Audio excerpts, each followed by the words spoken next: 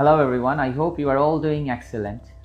You know, polite English is always better than rude English. আমরা যখন কাউকে বলে থাকি যে আপনি এটা ভুল করেছেন, ডাইরেক্টলি আমরা অনেক সময় এভাবে এটা এক্সপ্রেস করে থাকি, you are wrong. বাট এই জায়গায় একটু ভেরিয়েশন এনে আমরা বলতে পারি you might be mistaken. I repeat, you might be mistaken. তারপর যখন কেউ একজন কোনো একটা কাজ করার জন্য আপনাকে বলছেন, এখন আপনি ধরেন ওটা করতে পারবেন না, তো এক্ষেত্রে ডাইরেক্টলি যাতে আমরা এভাবে না বলি নো, এটাকে পোলাইটলি বলা যায় I'm afraid I can't.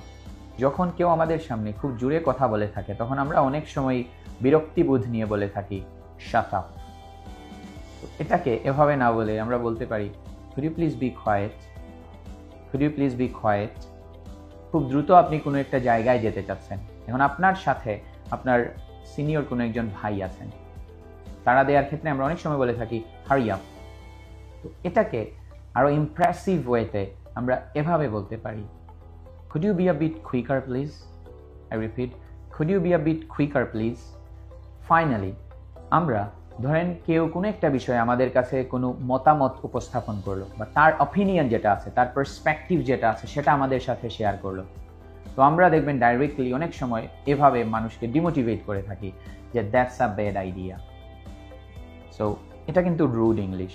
তো এই জায়গায় আমরা এভাবে বলতে পারি যে I think that's not a good idea. I repeat, I think that's not a good idea. So let's practice all these expressions in our daily life.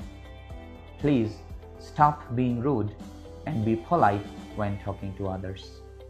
That's all for the time being.